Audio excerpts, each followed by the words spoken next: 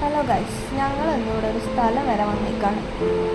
ഈ സ്ഥലം കാണുമ്പോൾ തന്നെ നിങ്ങൾക്ക് അറിയാം ഏതാ സ്ഥലം എന്നുള്ളത്. അപ്പോൾ നമ്മൾ ബോട്ടിലാണ് ആ സ്ഥലത്തേക്ക് പോയിക്കൊണ്ടിരിക്കുന്നത്. എൻ്റെ കൂടെ ഉള്ളത് നസ്രിനും ഗൗരിയാണ് എൻ്റെ കൂടെ ഉള്ളത്. അങ്ങനെ ഞങ്ങൾ ബോട്ടിൽ യാത്ര തുടർന്നുകൊണ്ടിരിക്കുകയാണ്.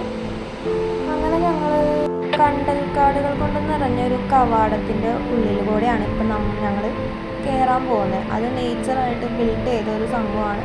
നമ്മളാരും അങ്ങനെ ചെയ്തതല്ല എന്ന് പറഞ്ഞിട്ടാണ് ഞങ്ങളുടെ കൂടെ ഉണ്ടായിരുന്ന തോണിക്കാരൻ പറഞ്ഞത്.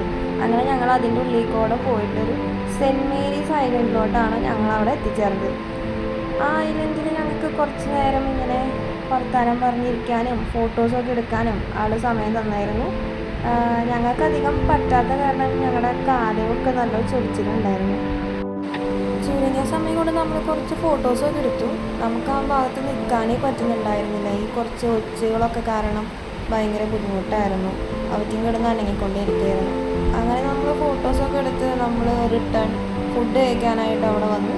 അവിടെ അടുത്തുള്ളൊരു ഹോം സ്റ്റേയിലാണ് നമ്മൾ ഫുഡ് കഴിക്കാനായിട്ട് വന്നത്. അപ്പോൾ ഇത് റിട്ടേൺ വരുന്ന വഴിയുള്ള വ്യൂസാണ്.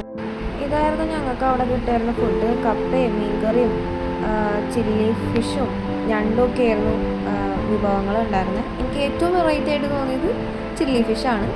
അപ്പോൾ ഇന്നത്രയ്ക്കുള്ളൂ. എല്ലാവർക്കും ബൈ.